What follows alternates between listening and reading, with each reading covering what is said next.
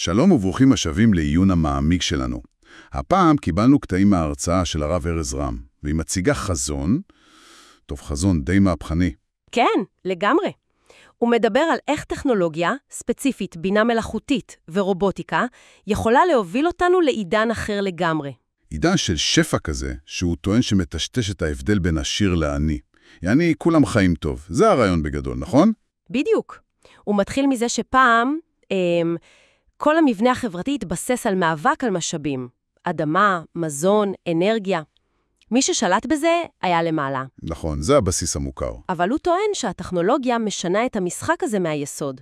לא רק בגלל שאפשר לייצר יותר, אלא בגלל הנגישות. הוא מתאר עולם עם רובוטים שמשרתים כל אחד. משרתים אישיים כאלה. כן, כמו צבא של משרתים רובוטים יעילים. הוא נותן דוגמאות שכבר קיימות או בפיתוח, כמו מוניות אוטונומיות מעופפות, או טרקטור רובוטי אחד שיכול לזרוע שדה ענק. דברים שהיו פעם מדע בדיוני. לגמרי. והיכולת הזאת לספק צרכים בצורה כמעט מיידית ואוטומטית לכל אחד, זה מה שמשנה את התמונה. אוקיי, אז בוא נלך עם זה רגע. אם זה אפשרי, למה שזה יקרה? כלומר, מי שיש לו כוח ואושר היום, למה שהוא יוותר על זה? זה לא הגיוני לכאורה. נכון, וזו שאלה שהוא מתייחס אליה. התשובה שלו היא שזה לא יבוא מוויתור, אלא מזה שהמושג אושר, כמו שאנחנו מכירים אותו, פשוט יפסיק להיות רלוונטי. איך זה יכול להיות? כסף תמיד יהיה כסף, לא? לא בהכרח. תחשוב על זה רגע. אם יש לך גישה כמעט בלתי מוגבלת לאנרגיה זולה, ליכולת ייצור אישית, נגיד מדפסת תלת ממד שמייצרת כמעט כל דבר, ולתחבורה סופר יעילה, ולשירותים מרובוטים. אז כמה כסף בדיוק יש לך בבנק הופך להרבה פחות משמעותי? מה תקנה איתו שאין לך כבר גישה אליו? הבנתי. הגישה לשפע היא האושר החדש בעצם. בדיוק.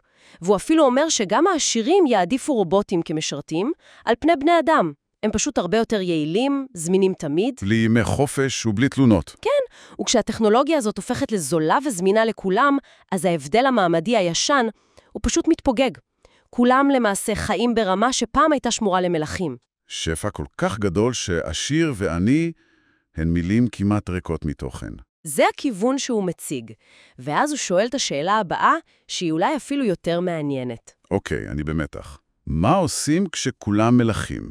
כן, אם כל הצרכים החומריים מסופקים בשפע, ואין צורך לעבוד כל היום בשביל להתקיים או לנהל נכסים, מה נשאר?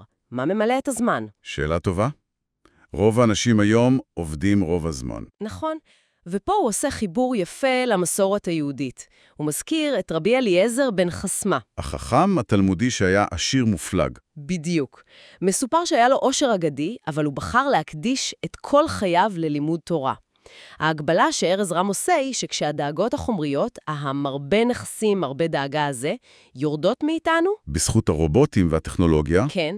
אז המשאב הכי יקר שלנו, זמן ותשומת לב מתפנה, וההנחה שלו היא שהפניות הזאת תוביל אותנו באופן טבעי לעיסוקים גבוהים יותר. כמו לימוד תורה. לימוד תורה, השכלה, רוחניות, יצירה, הדחף האנושי לסקרנות ולמשמעות יקבל ביטוי מלא יותר.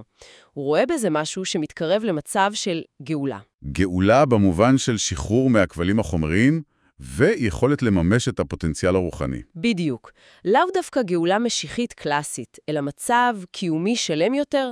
הוא אפילו רומז שמגמות עכשוויות, כמו מטבעות דיגיטליים או רעיונות על מיסוי גלובלי, הן אולי סימנים ראשונים לטשטוש גבולות לאומיים וליצימת תודעה אנושית אחת גלובלית. אז לסכם את הרעיון המרכזי מההרצאה של הרב ארז רם, טכנולוגיה כמו בינה מלאכותית ורובוטיקה יכולה ליצור שפע שיבטל פערים כלכליים, לפנות זמן אנושי ולאפשר לנו להתמקד בצמיחה רוחנית ואינטלקטואלית. מצב שדומה לחזון הגאולה. זה באמת חומר למחשבה עמוקה. נכון. זה בהחלט מאתגר הרבה מהנחות היסוד שלנו לגבי העתיד, וזה גם מעלה עוד שאלה שאולי לא נדונה ישירות שם, אבל היא עולה לי עכשיו. מה למשל? אם בעולם כזה התחרות על משאבים חומריים באמת נעלמת או מצטמצמת דרמטית, מה יהפוך לבסיס החדש להגדרה עצמית?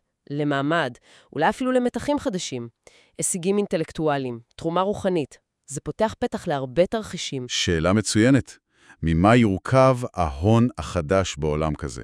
בהחלט נקודה מעניינת להמשיך ולחשוב עליה. לגמרי. טוב, אז עד הפעם הבאה שתהיה חשיבה פוריה.